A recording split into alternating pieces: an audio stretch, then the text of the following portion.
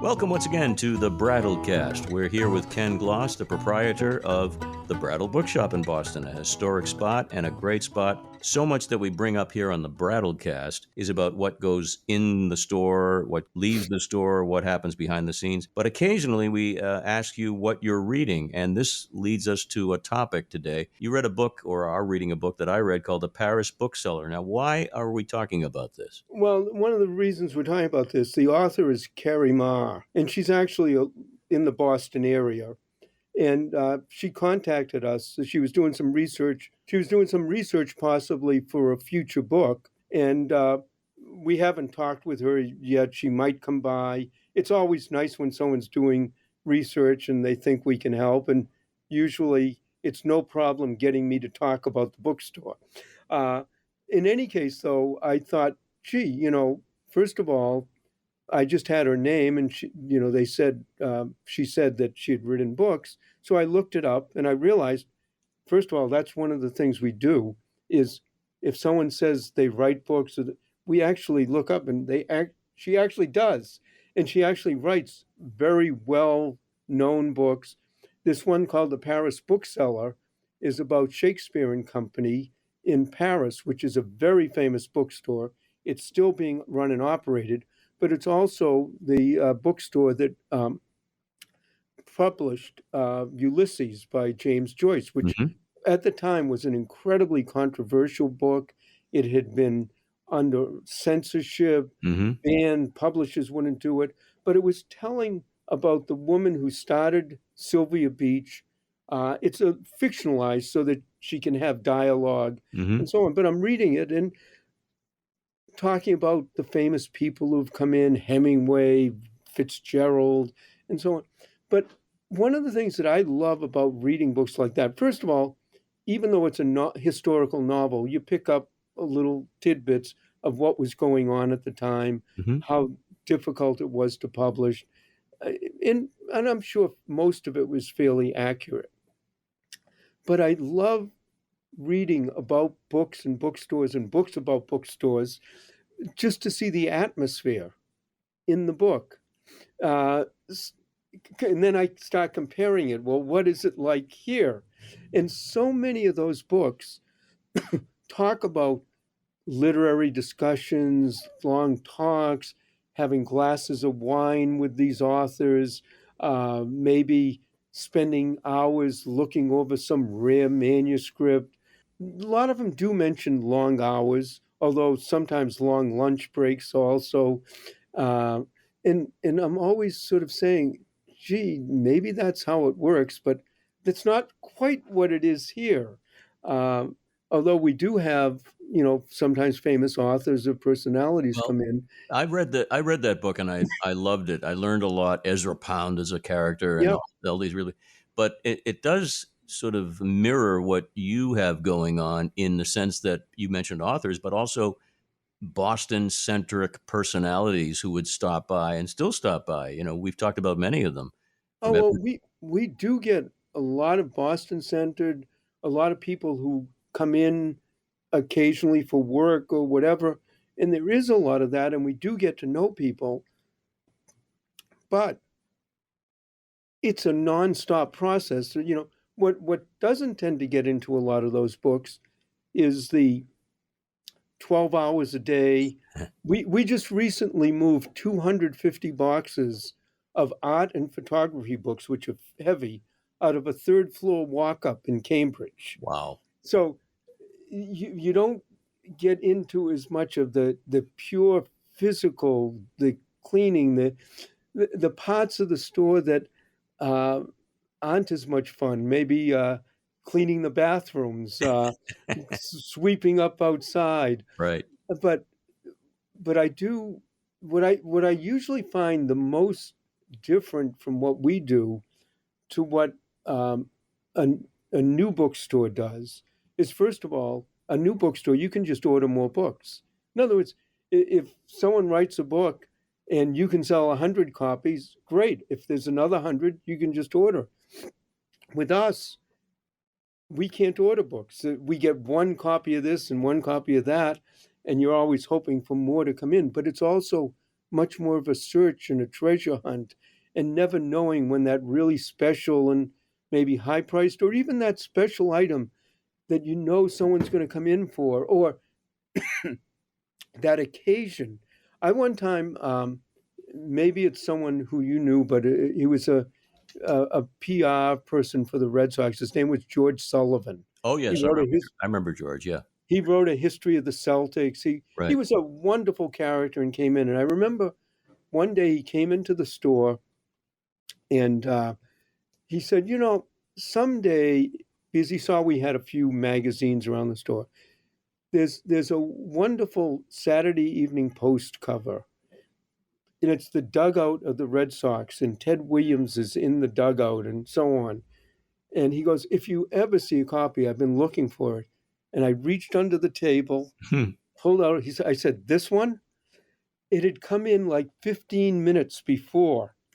And I meant to look at it, but I put it under the table, got busy. And that's the type of thing that happens in a store like ours, as opposed to that. But they all, one of the things that with bookstores, even some of the larger bookstores, new and used, there's tiny, tiny businesses on the scale of American business. And they tend to take on the personality of the owner of the store is. Mm-hmm. Whether it's fast-paced, slow-paced, huge, small, big, literary. One of the things that I always point out, and in this book, it does get into it, is you still got to make money. You still got to sell books. Even though you're talking with James Joyce all the time and working to publish his book, you still got to make the rent on your store. And that's one of the things that when people come to me and talk about opening a store, or I'm reading a novel, or maybe the detective is in a bookstore, is like, wait a minute, you need customers. You don't just sit there all day long. And I find that fascinating. But I'm loving her book. I haven't quite finished it. She has published Ulysses. It is doing well. And one of the things that I really took note in that, because again, we're very conscious of keeping the store's name out there, of making sure people know who we are. When they have a library in a state, that they call us. So I can have that magazine sitting under the counter when George Sullivan comes in. By the way, he got us very nice tickets to a Red Sox game in one of the boxes that he was appreciative. So that worked out well. But one of the big things about that Shakespeare and Company was when she published Ulysses, even if she didn't make much money on it, it made the store's reputation. It made people, if they were in Paris, that's one of the places you want to go. So sometimes when you're looking at what you're doing and how you're doing it, or what you're buying and what you're selling, or the people that you're helping, sometimes it isn't always about how do you make the most money. Sometimes it is, even if you lose money, you make money. You're paying it forward, yeah. And you're right about Shakespeare and Company. It's still a haunt for people to this day. The interesting thing, one of the things that I found interesting about Shakespeare and Company is through the 60s, 70s, 80s, it was in an ownership by a different man, and he was a friend of my father's. And he was actually from the Boston area. I mean, he lived in Paris. And what he was telling us is Shakespeare and Company was also a place where itinerant writers, tourists, they could stay overnight. They slept in sleeping bags. He'd leave the store, and with the cash, someone who came in, they could run the cash registers. It was a real bohemian place. But one time he was in town. He was getting in touch with my father about something, and I was just starting full time at the store, and we went out to dinner at the seaport. Well, not the seaport, at Atlantic Avenue, and we're sitting there, and he's telling us all these stories about he ran it for 20 plus years, and the interesting thing is his last name was Whitman, and he was from Whitman, Massachusetts. And I just felt it was an honor. Now, I've never been to Shakespeare and Company. I want to go. My wife and two daughters were in Paris about 8 years ago. They went there. They said it was marvelous. And of course, one of the things there about buying a book is you want to get a stamp or a sticker that said you bought it at Shakespeare and Company. But for a store to get that well known, and of course, the real thing that made that store was the Ulysses, the expatriates, the Fitzgeralds, the Hemingways, the Pounds, who were all there, keeping it running, and then having it an open, sort of more bohemian, more than I'm doing. I'm not going to have people sleeping in the store overnight and cleaning and worrying about that. But I read about that, and then I read mysteries about. Usually, when you have a mystery in a bookstore, there's the bookstore owner that either in the back room has a person who's some sort of genius at solving things, or the bookstore owner is, or they have an illicit trade going on back there of stolen books, or maybe books sold under the table because of restrictions. But I always, what I don't see as much is, yeah, it's a really heavy, hard job. Someone reading those books would think, oh, it's like running a restaurant. You go in and you cook food and you're fine. Yeah, you cook food for 20 hours a day. You clean up for the other 4 hours, and you do that day after day after day. Or running the inn in Vermont. It sounds so much fun. Well, as we know, the inn in Vermont was a bad dream that Bob Newhart had, but that's a story for another day. Fascinating. I think you're going to love the ending to the Paris Bookseller as you continue to read it. I loved it.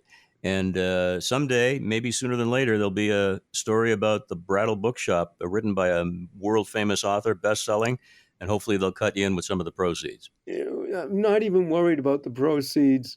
If someone can write well, that's good, because when I do a podcast or I do lectures, I can speak very well.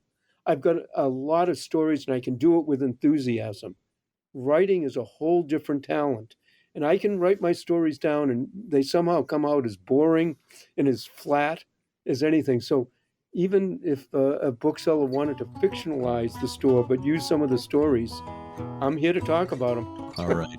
Don't forget, folks, you can check out the website, brattlebookshop.com, and do subscribe to the Brattlecast. We have over 200 of these episodes on any particular topic you can imagine, and more to come. Ken, as always, thank you, and enjoy the book. And Jordan, thank you very much. I really enjoy doing it with you. Thanks.